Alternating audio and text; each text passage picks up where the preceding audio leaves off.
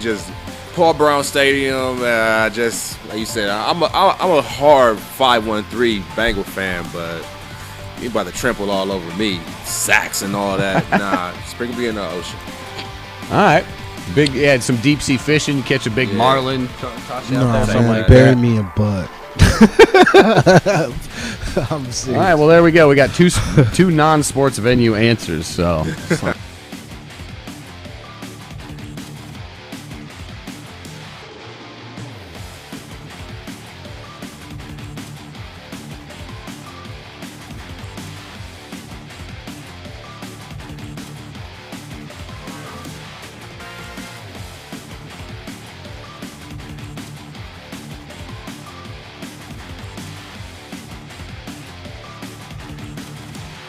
Quarterback is literally the most important position. I understand But that. he's not sold on Russ, and that. So why aren't you sold on Russ? Tell me that. Last 2 years, Is it because of Man. Pete Carroll? I mean, it He's hasn't been- been. he's He got us slumping. thinking DK really that dude. Russ has not looked like I himself. think he for the last relied 3 seasons. more on that Legion of Boom defense, and then he's going to do the same early thing here on, in of Denver. course. What has he done with what Tyler Lockett? Like, I mean, what has he really done People to know who Tyler solidify Lockett is himself? because of us. I'm not sold on, man. I mean, y'all want to go high I on mean, he Russ? made the playoffs his first 8 years in a row. He won 10 games a season every year for the first 6, 7 seasons or something, like things that He's a nobody's winner, ever man. done.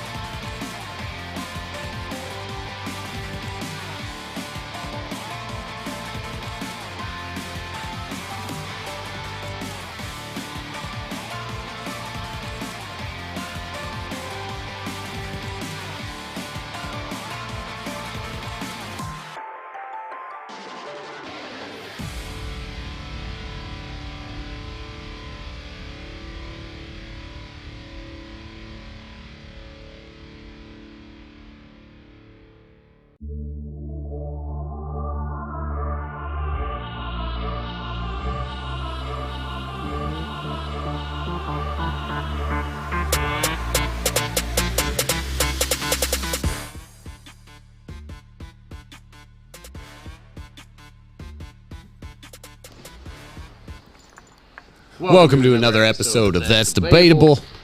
It is Tuesday, November 8th. It is Election Day. Happy Election Day, America. Hopefully you took the chance to get out there and vote. I'm here with my guys, Jeremiah Bays, Adam Dell, and Will Ward. I'm covered up on the monitor. As always, it's a good night. It's Tuesday night. We're here live from Columbus, Ohio, here in the Yamo Media Studios. We're going to get right to it. We got a lot to talk about. Buckeyes, NFL, college football, NBA, NHL's firing up. There's a lot going on. High school. So over the weekend, the Ohio State Buckeyes went over to the Chicago area and took on Big Ten opponent Northwestern. Buckeyes get the W 21-7. It was awfully windy on the plains of Illinois, gusting up to like 30. Ryan Day mentioned that in his post-game presser.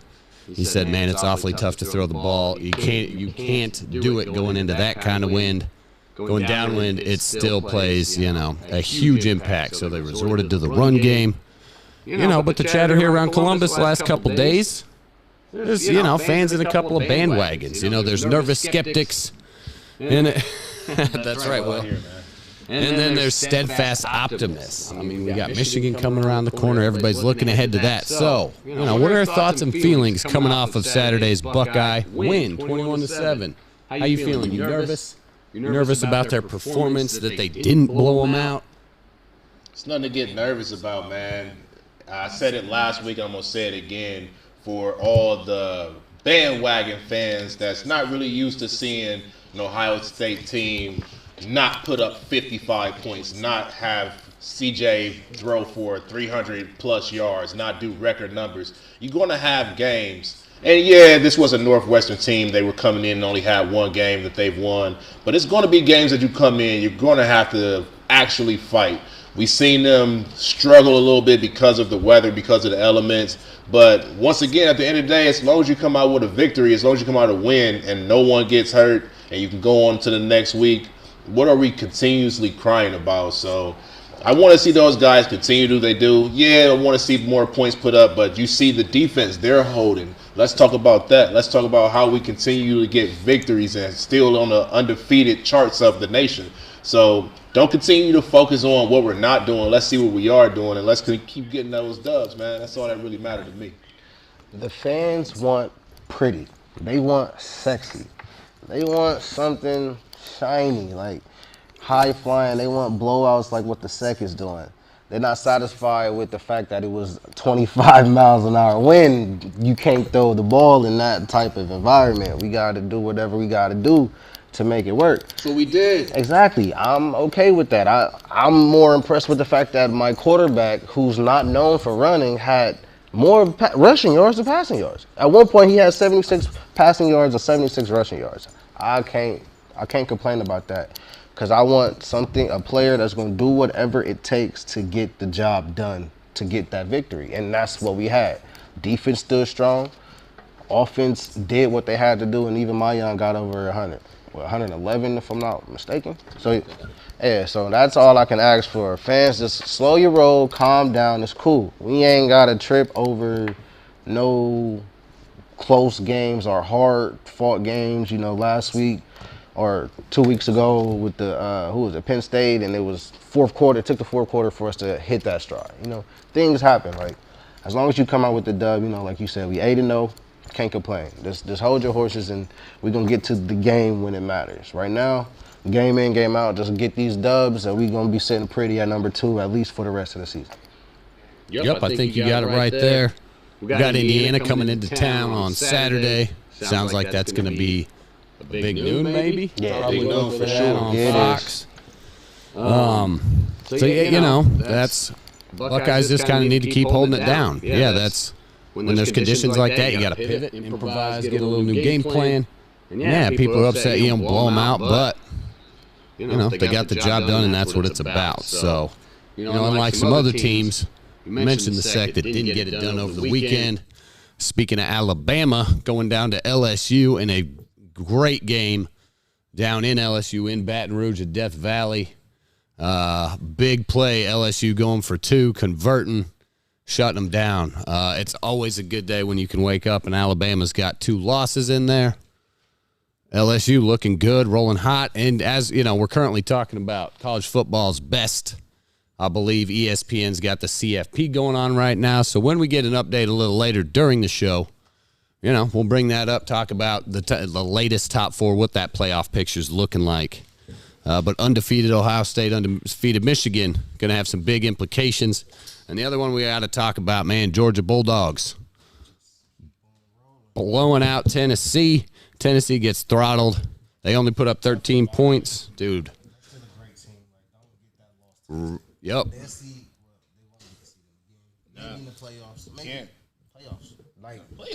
Their schedule is strong enough to sit pretty at 4 for the rest of the year. All they got to do is win out.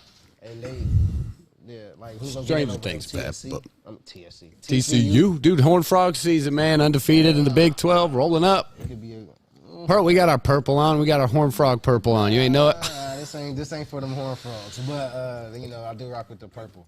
But nah, it's like I think Tennessee's still looking pretty. Their schedule's strong enough. They did beat Bama. Bama lost again, but the fact that they did beat the Tide still holds weight. Yep. Bama's got to go into Ole Miss on Saturday. They definitely don't control their and Will, I mentioned, even with, you know, C.J. Stroud's underwhelming, you know, aerial performance on Saturday, he's back to being the Heisman odds-on favorite. He overtook Hendon Hooker after Hooker takes the loss to Tennessee. You know, so C.J. Stroud is not, you know, back to being your betting favorite for Heisman Trophy. So, you know, always a good little feather in his cap there. So things are good here in Buckeye Nation. We like to see that. We're going to stick to the great state of Ohio and the great sport of football at that high school level. It's the OHSAA playoffs are going on. currently. It's going to be a big weekend. We've got, let's see, Gahanna Lincoln. Last weekend there was a big one against Pick Central and Pick North. Pick Central wins that one 26-20. Long pass got them the dub. What else were we watching? And of I course, showed up to that Hilliard Bradley and Gahanna game. Okay. It was pretty good. Gahanna held their own. Bradley struggled out the gates. I think Gahanna went ahead like 14-0 at halftime. But they look like they're going to be a force to be reckoned with for the rest of the playoffs. In the double overtime, what was that one? 40-39. Shout out the East. Tigers still holding it down for the City League.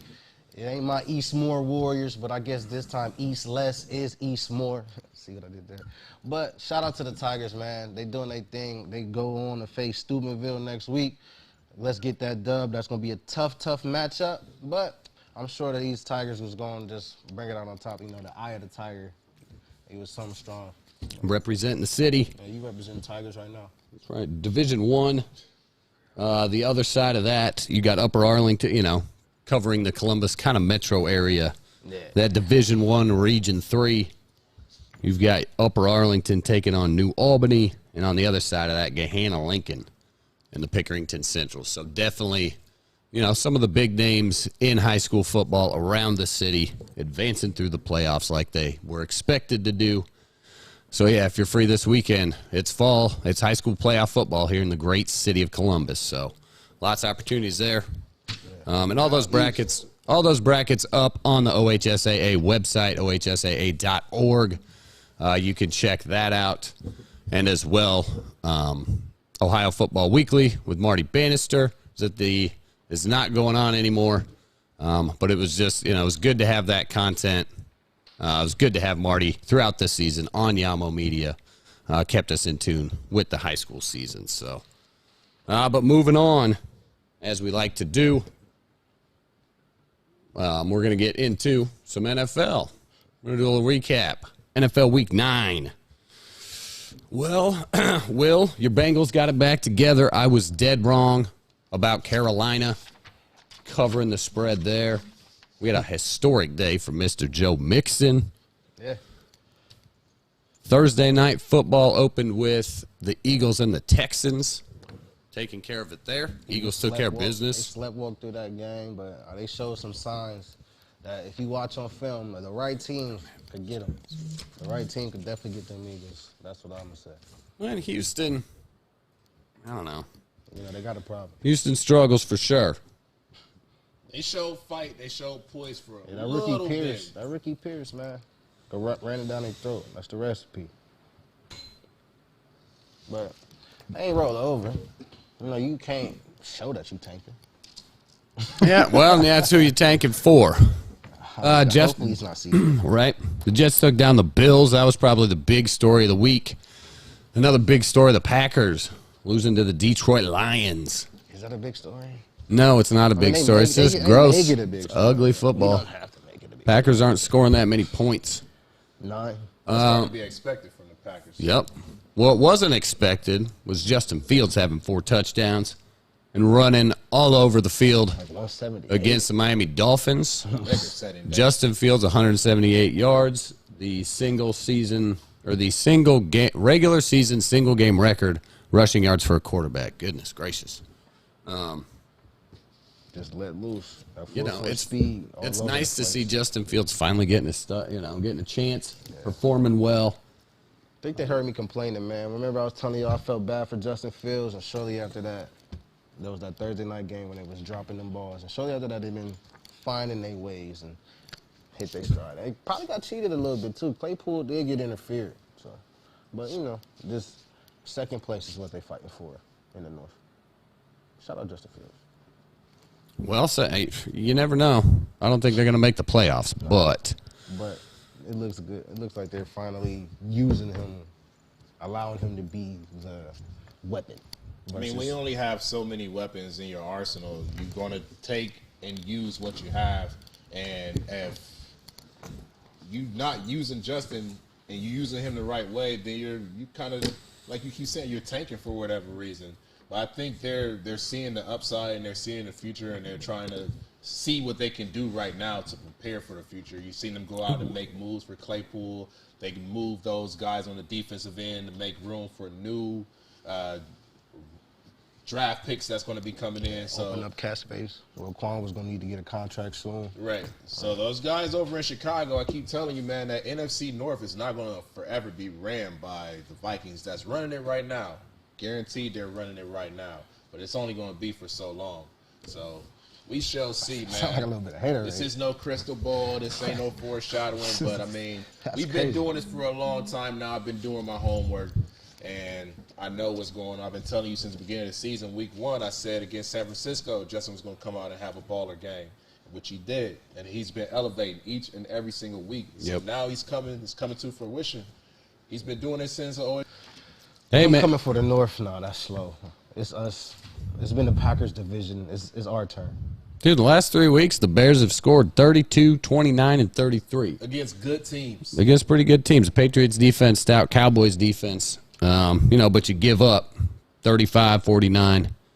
But hey, we like to see that from Justin Fields. He had a rough start. So just getting beat up. And for whatever reason, a couple moves here and there, shipping Roquan out. You thought things going down a little bit. So it's nice to see fellow Buckeye getting it going. Yeah, that is good to see. Chris Olave and those Saints he's been making his big impact. Michael Thomas, that lingering toe. I don't know, done for the season, whatever. But Chris Olave making the best of it, and I'm excited to see him moving forward.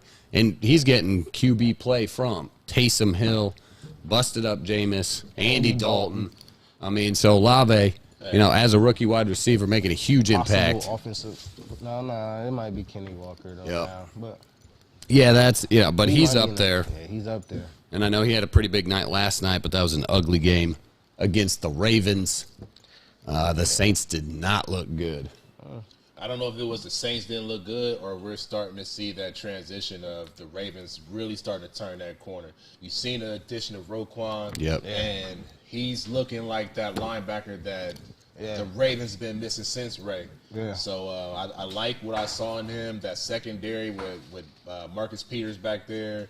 And that offense is always, as long as you got number 8 underneath center, it's always going to be scary. And it's really starting to turn around. I mean, that AFC North is already tight, but I think they're kind of solidifying. They're going to be here to stay.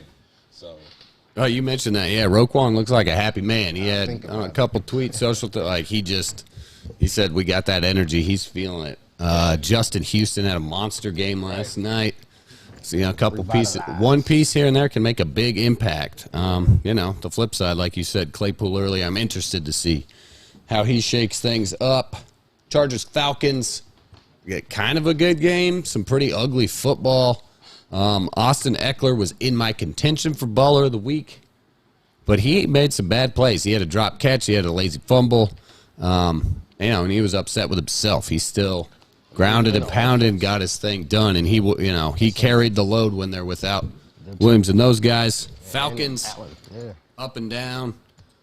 So heading into Thursday Night Football, who knows what we'll get out of that. But, let's talk Sunday Night Football. Chiefs Titans. Derrick Henry, man. I thought it looked like the first half. It looked like it was about to start off with him just going there and capture another 200-yard game. That's what he does. But second half, Patty Mac's Patty Mac, man. My homeboy. He ain't my homeboy, but he did his thing, ran all over him. We might see him later on. He might have won an award this week. There you go. We might talk about that a little more. But Derrick Henry, 17 carries, $115, 2 TDs. He makes you a happy fantasy owner. He makes me a happy fantasy owner. So does Geno Smith. Yeah, I should have started him over Lamar again. Are you guys writing back yet? I mean, they wrote him off, but is anybody writing back to Geno Smith at this point? No, we wrote to him, said he was a baller of the week once. We giving him love. He get love here. Well, now. You talk about how little love the Vikings get, man.